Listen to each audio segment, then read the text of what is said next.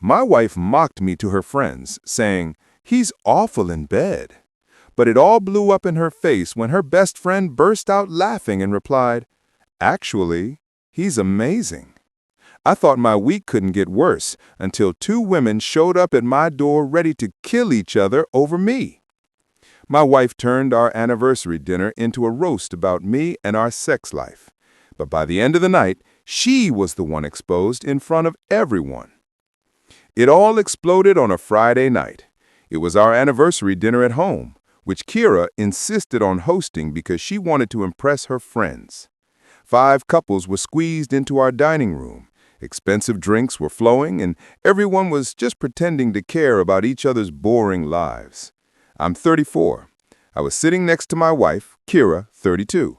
After my second glass of soda, I was keeping my head on a swivel for when someone would ask how we kept the flame alive after all this time. Kira lets out that loud laugh, the one she thinks is charming but is actually just annoying. She gestures towards me, Rid, with her wine glass, almost spilling it. Let me tell you guys about our love life. I already feel the disaster coming. She always does this when she drinks too much and wants attention. Rid's idea of foreplay is asking if I'm ready yet, she continues. And look, 30 seconds after asking, he's already rushing to the finish line, and everything is so mechanical it looks like he's following IKEA instructions. Laughter ripples around the table. I take a sip of my soda. Seriously, though, she keeps going, getting louder. It's always the same, completely routine. I could actually set a timer. 2 minutes of kissing if I'm lucky, and then it goes straight to the point for exactly, and I mean exactly, 4.5 minutes. She makes a little hand gesture. Monica is laughing so hard she's crying. The husbands give that awkward chuckle, not knowing whether to laugh or defend the guy being humiliated. I just sit there, unmoving. I don't say a word. I let her dig her own grave. Every sentence she says is another nail in the coffin she's building for herself. The worst part? Kira leans in like she's telling a secret, but she speaks loud enough for everyone to hear perfectly. And worst of all? He thinks he's good. He actually believes he's doing something for me. Bless his heart. That's when her best friend Sloane puts her wine glass down on the table. Funny, Sloane says, completely calm. Because Rid is incredible in bed. Total silence. You could hear a pin drop. Kira's face goes from drunk and amused to confused, then furious in 2 seconds flat. "Excuse me," she snaps, her voice ice cold. Sloane shrugs, takes a sip. Just telling the truth. From my personal experience, he definitely doesn't follow IKEA instructions. I just stay quiet, drinking my soda and watching my wife's brain try to process that. It was better than any script I could have written. The whole table is frozen. Monica's jaw drops. One of the husbands coughs, not knowing where to look. Kira looks at Sloane, then me, then Sloane again. "Are you kidding me?" Kira says. "Nope," Sloane smiles. "Just correcting your story. Facts are facts." Okay, before you think I'm the biggest traitor in the world, let me go back and explain what really happened. Why that dinner? That was the finale, the decisive move, the cherry on top. But to understand, you need to know how we got there. Kira and I got married 4 years ago. We dated for 2 years before that. In the beginning, everything was good. She was ambitious, determined, fun. I liked how she knew what she wanted. I was 28, working in logistics for a mid-sized manufacturing company. Solid salary, good benefits. She was 26, working at a consulting firm making decent money but nothing crazy. Over time, something changed. She got 2 promotions, started earning about $15,000 more than she did at the start, and suddenly she was acting like she was the breadwinner, like I wasn't her partner anymore. I was the assistant, the handyman, the guy who took care of everything annoying while she focused on her career, her friends, and whatever else was important to her that week. I did the grocery shopping, cooked, cleaned, organized our social life around her schedule and work events, and smiled while looking like a prop next to her. And yeah, our sex life was bad, but not because I didn't try. It was because she treated everything like another task on her schedule. Do it, finish it, move on with the day. Until 3 weeks ago, everything changed. Kira left her phone on the kitchen counter while she was showering. It vibrated. I looked, I wasn't snooping. It was just a notification, a message from Jared, work, saying, "Can't wait to see you tomorrow. Wear that black thing again." Jared, the coworker she'd mentioned a few times, the guy she was staying late with at the office because of the project. I picked up the phone, opened the messages, 6 months of conversations, photos, plans, hotel reservations, everything. But the thing that destroyed me the most wasn't just the cheating, it was what she said about me. "Jared, when are you going to leave him?" "Kira, I don't know. He's useful, does everything at home, doesn't complain. It's like having a very obedient roommate who pays half the bills." "Jared, he doesn't sound much like a husband, Kira." "Kira, he's not. He's boring as hell. I swear to God, Jared, that man has the personality of a wet rag. And don't even get me started on the intimate part. I have to fake everything or he'd be even more pathetic." "Damn, Kira." "Yeah, you are a real man. He's just, I don't know, a placeholder, I guess, until I figure out what I really want long term." There was more, dozens more. Her mocking my job, my hobbies, my clothes, calling me predictable, safe, boring. "He's so easy to manipulate, it's almost sad. I tell him I need him to do something, and he just does it. No back talk, no argument. It's like being married to a golden retriever. I settled for him because he was stable. That's it. He was there, he was safe, and I thought that was what I wanted. But I realized I wanted someone with a real backbone. The intimacy is genuinely awful. I literally have to think about anything else or I'll die of boredom. Last time, I mentally reorganized my closet while he was doing his thing. Period. I read all the messages, took screenshots of everything, sent them to myself, and deleted the sent messages from her phone. Then I got up, made breakfast, and acted like nothing happened. The following Monday, I called a lawyer on my lunch break. I booked a consultation for Wednesday. I started gathering all our financial documents, bank statements, mortgage papers, investment accounts, everything. I found out that most of our assets were in my name. The house was mine before the marriage. The car I used was paid off and registered in my name. Our joint account had maybe $8,000. Everything else was separate. The lawyer said my situation was excellent. No kids, clear proof of adultery, most assets protected. We could move fast if I wanted to. I wanted to. We spent 2 weeks preparing everything. We filed the paperwork, but hadn't served her yet. I secured the bank accounts, changed all the passwords, made copies of all the important documents. Kira had no idea. She'd come home every day, complain about work, eat the dinner I made, and go to sleep. Meanwhile, I was taking our marriage apart piece by piece, and she was too busy texting Jared to even notice the Sloan part. Sloan and Kira have been friends since college, but it's that competitive friendship where one tries to one-up the other constantly. Kira got the better job. Sloan got the hotter boyfriend. Kira got married first. Sloan had a bigger engagement party, a ping-pong match for years. A year ago, Kira stole a client from Sloan. They worked at competing consulting firms, and Kira snagged a massive account from Sloan right before she was about to close it. This cost Sloan a promotion and a 6-figure commission. Sloan has hated her ever since. She smiled to her face, but she plotted behind her back. 2 weeks ago, on a Thursday morning, she called me. Didn't text, called. That's how I knew it was serious. "Can you meet me?" she asked, with a tension in her voice that meant now. We met at a diner 2 blocks from my office. She was already sitting in a booth when I arrived, coffee on the table, looking like she was sitting on a ticking time bomb.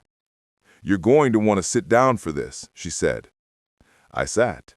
She took out her phone, scrolled for a bit, stopped, and looked straight at me. I ran into Melissa yesterday. Remember her from Kira's old job? I do.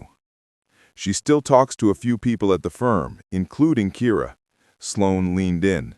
She told me something about Kira. And that guy, the one she's been seeing? I kept my face neutral. Go on. Sloan studied me for a second, then nodded. How long? A few weeks. I found the messages on her phone. And you didn't say anything? I'm observing, collecting information. I looked straight into her eyes. What did Melissa tell you? Sloan's expression hardened. That everyone at the firm knows. They've been laughing about it for months, like it's some spicy office romance. She paused. But that's not why I called you. I waited. Sloan slid her phone across the table. It was notes Melissa had sent her. She wants you to accept that director promotion, the one with the huge raise. Then she files for divorce. That way she maximizes what she gets in the settlement. Everything went cold and clear at the same time. Her sudden interest in my career, the way she asked about the compensation package, the enthusiasm when I mentioned the stock options, the way she pressured me to take the job before the end of the year. She wasn't being supportive, she was setting up the hit. When exactly did she call the lawyer? I asked. 2 Tuesday mornings ago, Melissa was grabbing something from her car and heard the whole thing. Kira asked the lawyer to get everything ready but not to file until she gave the green light. Said she needed a few more weeks to secure everything. Secure everything, like I was a bank account she was about to bust into. Melissa also said their affair has been going since May. Hotel on Wednesdays, sometimes Friday lunches that turn into them vanishing until late afternoon. Sloan looked disgusted. Everyone at that firm knows it. They even joke about it at their happy hours. I nodded slowly. I let the rage settle somewhere cold and useful. I already suspected the affair was older than the messages showed. Now, I was certain. And the divorce plan explained everything that hadn't made sense for the last month. Thank you, I said, for telling me. What are you going to do? I looked at Sloan. I really looked at her. She had crossed town to warn me. She could have stayed out of it. She could have let me walk into the trap unknowingly. But she didn't. Not even after Kira spent years excluding her and turning mutual friends against her. I said, I'm going to destroy everything, and I need your help. Sloan smiled, sharp and cruel. What do you need? Kira came home that night around 7 p.m., humming. Yes, humming. Her hair still wet from a shower I knew very well hadn't been at the gym. Hi, honey, she said, all smiles, kissing my cheek as if nothing was wrong. How was your day? Good. Productive. Great. She dropped her bag on the counter and started talking about a meeting that definitely didn't happen. I watched her lie to me with the ease of someone who's done it for years. When she finally shut up, I stood up and walked over to her. She was surprised when I pulled her close. What is this? She asked. Just felt like it. I replied. What happened next had nothing to do with love. It was about taking back something she thought she could trade for someone else and still keep. Every move was calculated, deliberate. I watched her face the entire time, memorizing every expression, every second she forgot to feel guilty. When she finally fell asleep afterwards, curled up in the sheets and satisfied, I stayed awake, staring at the ceiling. I thought about Sloan, about Melissa, about everyone at that firm who knew my wife was cheating and found it entertaining. I thought about the divorce papers she already had cocked and loaded with her lawyer, her plan to wait for my promotion to maximize the money she'd take. She wanted to play the long game. Fine, I'd play too. By Friday morning, Kira was in the best mood I'd seen her in months, singing in the shower, picking out her outfit for the dinner like it really mattered. I'm so excited for tonight. Finally introducing you to everyone? Yeah, it should be interesting. She had no idea that Sloan had already sent me 3 texts that morning, or that I had sent Sloan screenshots of the conversations where Kira called her pathetic, a failure, and jealous. Sloan had seen everything, the affair, the hotel, the lawyer. She didn't just want to help anymore, she wanted blood. Kira kissed me goodbye, said she loved me. I watched her walk out the door, still humming, still playing her part. I spent the day putting my plan into action. I signed the lease for a new apartment. I scheduled the movers for Saturday. I withdrew half the savings from the joint account and moved it into an account solely in my name. I changed all the passwords, backed up all my files, packed a suitcase, and put it in the trunk of my car. I called my boss, refused the promotion, and said I needed time to think about my next steps. He was confused but understanding. Kira would file for divorce, expecting a huge payout. She would receive pennies. By Sunday, I'd be gone from her life. She just didn't know it yet, and the look on her face when she found out would be priceless. I scrolled. Here is a good one. You told him you mentally reorganized your closet during our intimacy because I was so boring. Kara tried to grab my phone. I pulled it back. I also found out about your divorce lawyer, I continued, the one you hired 2 weeks ago. The plan was to wait until I accepted that promotion so you could maximize the settlement payout. I smiled. It wasn't a friendly smile. Smart plan. Would have worked too if Melissa hadn't overheard you in the parking garage. Monica stood up. I think we should go.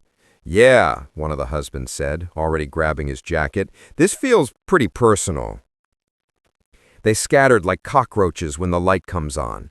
Chairs scraping, awkward goodbyes, no one making eye contact.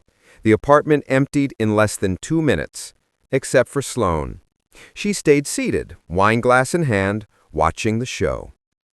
Kara waited until the door closed, then she turned on me like a cornered animal. You have no right after what you just admitted. You slept with my best friend. Ex-best friend, Sloan corrected from the table. And you had no problem sleeping with Jared for 6 months while I cooked your dinner, washed your clothes, and showed up at your work events like a trained dog, all while you told him I was useful, a placeholder, a bill-paying roommate. That's different. How? I asked. She stammered. She actually stammered. Because I was going to leave you anyway. You were going to leave me after stealing every last penny when the promotion came through. Yeah, I know. I stood up. But here's the thing, Kara. I declined the promotion yesterday. Her face did something I'd never seen. A complete system crash. You what? I declined it.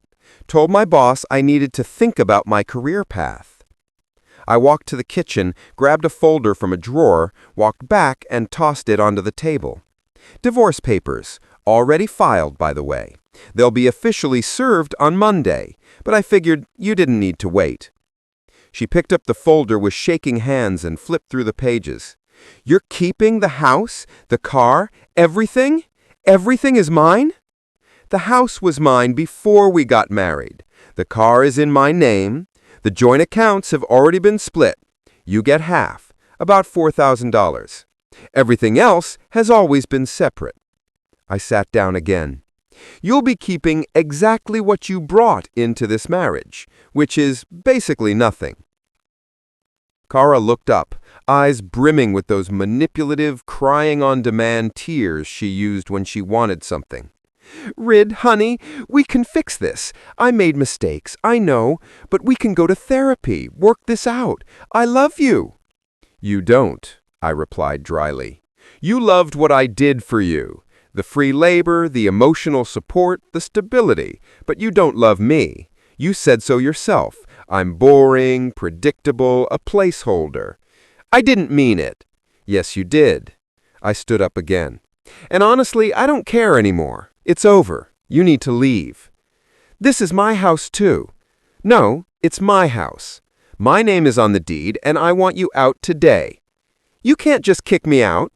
Actually, according to my lawyer, since the property is mine and we are legally separated as of this afternoon, I can ask you to leave. Your family lives 20 minutes away. Go to your mother's house. Kara's face twisted into an ugly snarl. You're doing this over one mistake? 6 months is not a mistake, it's a lifestyle. I pointed at the door. Grab your things and go. That's when she lunged at Sloane. I'm not kidding, a full-on attack, crossing the room with her hands clawed, screaming something incoherent about betrayal and fakery. I intercepted her, grabbed her arms and held her back while she thrashed. Let go! That witch destroyed my marriage! You destroyed your marriage, I replied, keeping my voice level while she tried to kick me. She just told the truth. She writhed, managed to pull one arm free, and swiped at Sloane, missing badly. Sloane didn't even flinch. You planned this? You two planned this whole thing to humiliate me? Actually, Sloane said, still calm, I just answered a question. The humiliation was all yours. Kara let out another scream, a wordless, pure rage sound. I'd never seen her like this. The mask was completely gone. This was who she really was underneath all that fake charm. I walked her toward the door. She resisted the whole way, rambling about lawyers, revenge, and how I was going to regret this. I opened the door with one hand, still holding her with the other, and practically shoved her into the hallway. Go, now! She's not over, Rid. Do you hear me? This is not... I slammed the door in her face, locked it, and leaned against it for a second while she banged and screamed from the other side. Then silence. Footsteps in the hall. The elevator chimed, and it was over. I turned around. Sloane was still at the table, looking far too comfortable. You should probably go, too, I said. She raised her eyebrow. Seriously? Seriously? After I helped you? After I gave you the information you needed? And I truly appreciate it, I said, starting to gather the wine glasses.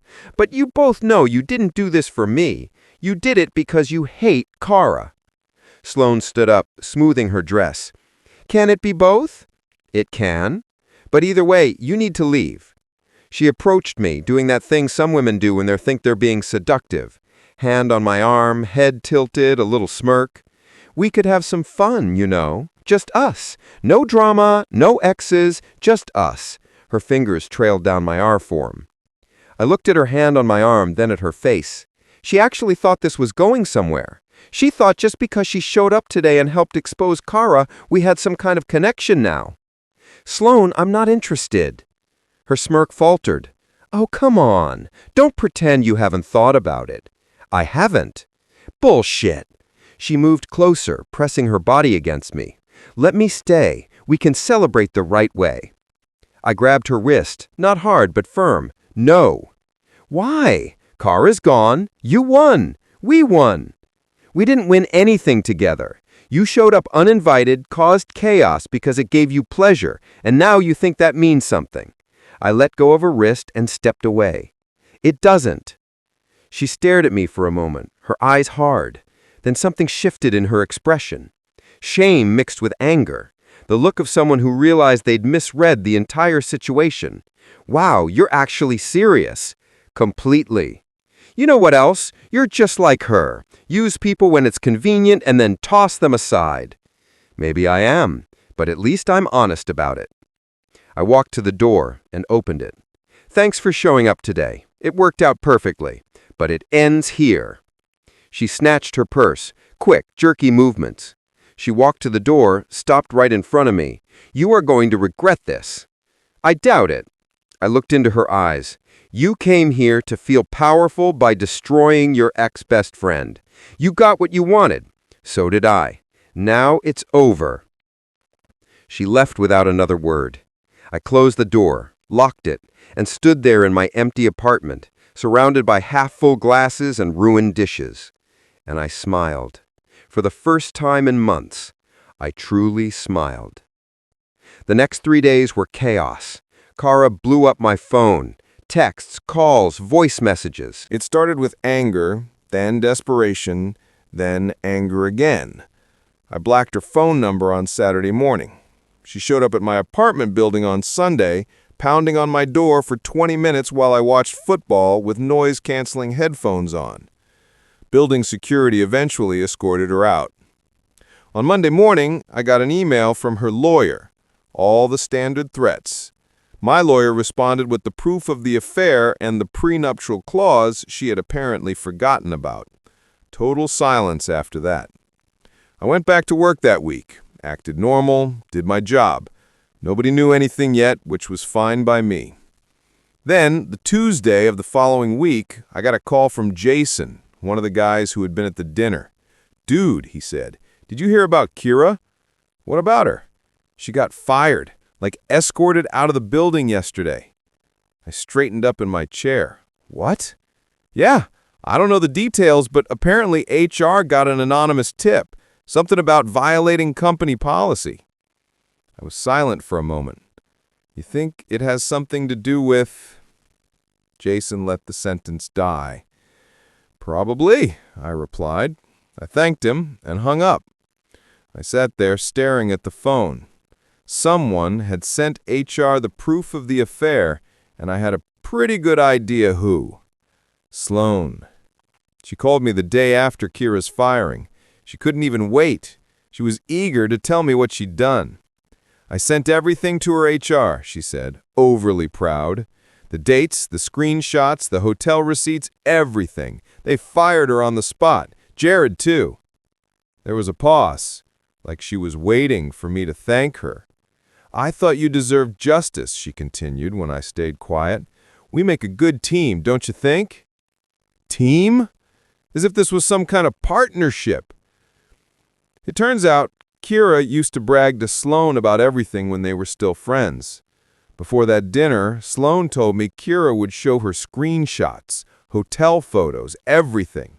She thought it was hot. She thought Sloan would be impressed. Sloan saved copies of everything just in case.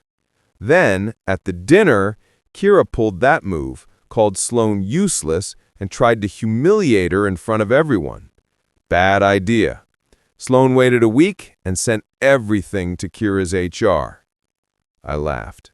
I couldn't help it. The whole situation was ridiculous. She actually thought this made us allies or something. "Right. It's over, Sloan. Goodbye." "Wait, what?" I hung up, blocked her number, and moved on. The company policy stated employees couldn't be involved, especially within the same hierarchical chain. Kira and Jared were fired in under 24 hours. I didn't get the full story until later, and it got even better. 2 weeks after the HR incident, Jason called again. "You won't believe this." "What now?" "The guy Kira was sleeping with, someone told his wife." I almost chuckled. Seriously. Apparently she got an anonymous email with everything, photos, messages, hotel records. The woman flipped out, posted everything on Facebook last night. It's everywhere now. His family is in the comments. People from his work are sharing it. The guy is getting destroyed. I stood there, processing. Sloan hadn't just gone after Kira, she'd gone after both of them. The Facebook post stayed up for 3 days before Jared's wife deleted it. But by then, it didn't matter. Everyone had already seen it. The screenshots were circulating, his parents stopped speaking to him, his wife filed for divorce. Meanwhile, Kira was desperately trying to find a new job. Good luck with that. When your former employer fires you over an affair and half your professional network sees the fallout, it's rough. By the end of the second month, the dust had practically settled. The divorce was progressing, Kira's career was ruined, her lover's marriage was over. His reputation was shredded. Then Wednesday rolled around. I was home around 6 p.m., heating up leftover pizza, when someone started knocking on my door. Not knocking, but pounding, in that aggressive way that says someone's having a terrible day and wants to share it with you. I looked through the peephole. Kira was there, and so was Sloane, both screaming at each other in the hallway. This is gonna be good. I opened the door and immediately regretted not grabbing popcorn. "You ruined my life," Kira screamed before I could even say anything. "You got me fired. You destroyed everything." "I didn't get you fired," I replied calmly. "You got yourself fired by sleeping with a coworker for 6 months, and HR just connected the dots. You sent them those emails." "I actually did not. She did." I looked at Sloane. Her face turned red. "You told her?" "Didn't have to. Basic logic." I leaned against the door frame. "So what brings the two of you to my door? Starting a support group for women I've broken up with?" That's when they turned on each other. "This is your fault." Kira shoved Sloane hard. "You couldn't just stay out of it." "My fault?" Sloane shoved back. "You cheated on your husband and then went around bragging about it to anyone who would listen. You slept with him after I had already been cheating for 6 months. Now they were nose to nose. I backed up into my apartment, leaned against the wall, and watched. This was better than anything on TV. "You think your mouth was unbelievable. After Ryan, listen, you slept with him after I had already been cheating for 6 months. Now they were nose to nose. I backed up into my apartment, leaned against the wall, and watched. This was better than anything on TV. "You've always been jealous of me," Kira hissed. "Always wanted what I had. My life, my job, my husband." "I don't want your scraps," Sloane retorted. "I just wanted to see you fall. You're pathetic. You've always been pathetic. That's why you can't keep a man. They all leave you." Wrong thing to say. Sloane's fist came up fast and cracked Kira's mouth with a snapping sound. Kira stumbled against the hallway wall, hand over her face. When she took her hand away, there was blood on her fingers and her bottom lip was already swelling. "You broke my tooth," Kira said, now with a slight lisp. "You broke my damn tooth. I lost everything." I started laughing so hard I had to grab the door frame to keep from falling over. They both spun towards me as if I'd grown a second head. "You think this is funny?" Kira demanded, blood on her lip, hair messy, mascara running. She looked like a hyena that lost a fight with a lawnmower. "Honestly, it's the funniest thing I've seen all year, maybe ever." That's when something changed in Kira's face. The rage melted and turned to desperation. She turned to me, hands outstretched, like she was begging. "Please," she said, the lisp making it even more ridiculous. "Please, we can fix this. I made a mistake. I want you back." I looked at her. "You're kidding me, right?" "I'm serious." Now real tears were streaming. "I think I ruined everything. I know I did, but we can fix it. We can go to therapy or something. I'll do whatever it takes."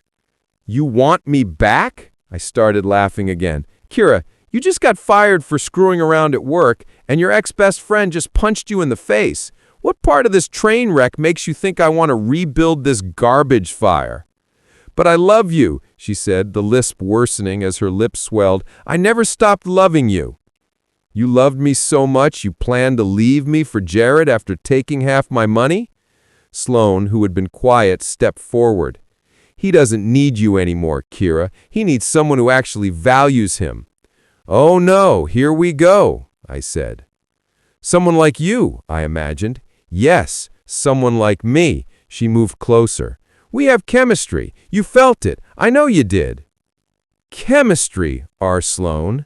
You slept with me to get revenge on your friend. That's not chemistry. That's spite with benefits. It was more than that, and you know it." She touched my arm. I moved away. "I can make you happy. I deserve you more than she does." It was surreal. Both of them in my hallway, one with a busted lip and a lisp, the other with a scratch on her face, both trying to convince me to choose them. "Let me get this straight," I said slowly. "Kira, you cheated on me, lied to me, and used me for emotional support while planning to take me to the cleaners." "Yes," Kira mumbled miserably. Sloan, you pretended to be my friend, you slept with me specifically to hurt Kira, you reported her to HR, and now you think you deserve a relationship with me. When you put it that way, it sounds bad, Sloan said. That's because it is bad. I threw my hands up. You guys are crazy, completely nuts. I am not getting back together with either of you. I wouldn't date either of you if you were the last two women on Earth and human survival depended on it. But Kira started.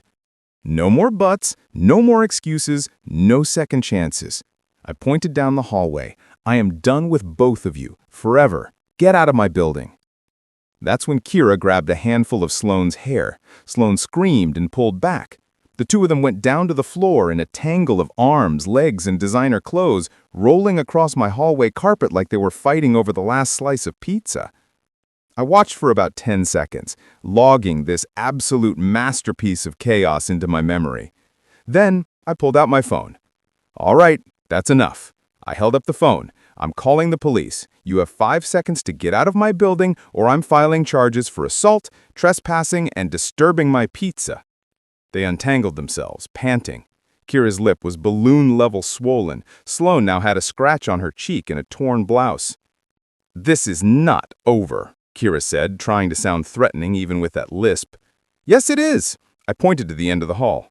Get out. I don't want to see either of you, ever again. Sloane got up first, tried to fix her hair and look dignified, failed miserably. You'll regret this. I doubt it. She walked toward the elevator, not looking back, limping slightly. She probably twisted her ankle in the fight. Kira took longer. She just stood there staring at me as if she was waiting for something. Maybe an apology, a reconciliation, some sign that this wasn't real, that I would cave and take her back, like I had other times. I gave her nothing. I just stood there, arms crossed, completely impassive. Finally, she walked away too, one hand covering her mouth, the other wiping her eyes.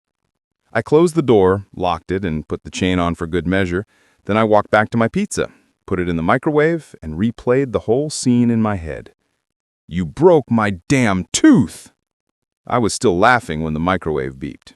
Best Wednesday of my life.